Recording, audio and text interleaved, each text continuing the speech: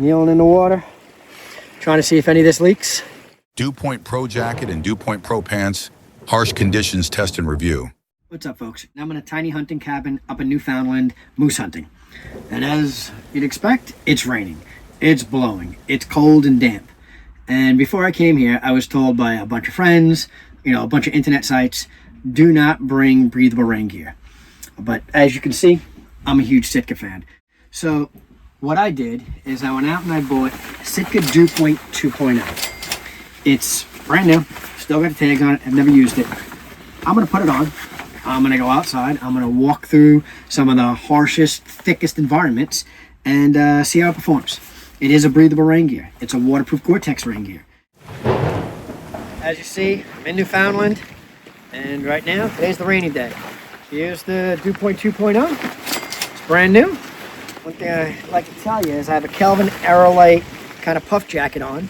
So I'm not just, putting it on over something light. There's the jacket. All right, let's get the pants. All right, you can already see it looks like they have some protective chafing guards. And it has some reinforced knees here. I assume I'm gonna need that. Going where I'm going. I can get my boots in. Full-size muck boots without having to take the boots off. Pretty cool. The size, I'm about 5'8", 170 pounds. And I wear large in everything that Sitka provides. I did tuck the Kelvin Aerolite jacket into the pants at this waist size. It's got a belt. Now I'm zipping down the leg. It's belted enough to go over the outside of the boot. It has snaps at the bottom of the leg. Now, for sizing, pants feel pretty good. The jacket does feel big. I'm wearing it again over a Kelvin Aerolite puff jacket. If you're buying this, you gotta either go with a smaller size or you gotta assume it's going over a bunch of other gear. I'm going with the latter. I'm going, okay, this is gonna be use this for the worst and nastiest of weather. So I'm gonna keep the size large at, my height and weight for the worst conditions there are. So what I'm gonna do now, if you look behind me, there's a bunch of pine trees and things like that. And we'll walk with this gear on and we'll see what it does. Does it get torn up? And is it something strong enough to handle the Yukon, Newfoundland, anywhere else that's gonna dish out weather like this?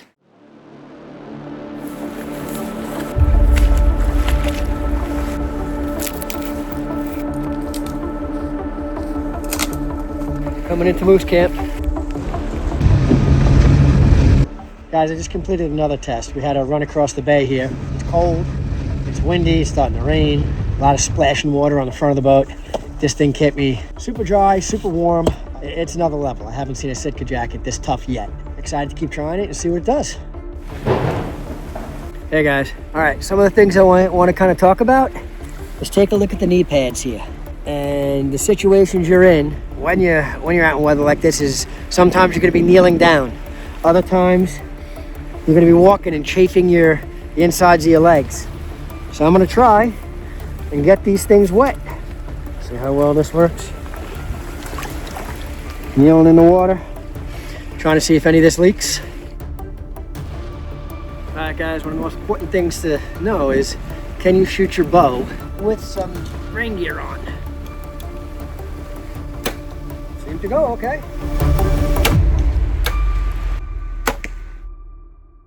I gotta tell you, this stuff is tough. I'm going through all these, hard, dead branches. I'm stepping in bogs and, I have to wear high rubber boots. It's got chafing guards on the inside. It's got knee guards. So when I'm on my knees in wet stuff, when I'm sitting, it's been unbelievable so far. I had one of my buddies wear it and he went down the river on a boat and the spray hit him the whole time. He didn't get any water down the front. Usually when you get in and you take your jacket off, you got that bib of wetness in the front. This doesn't have that.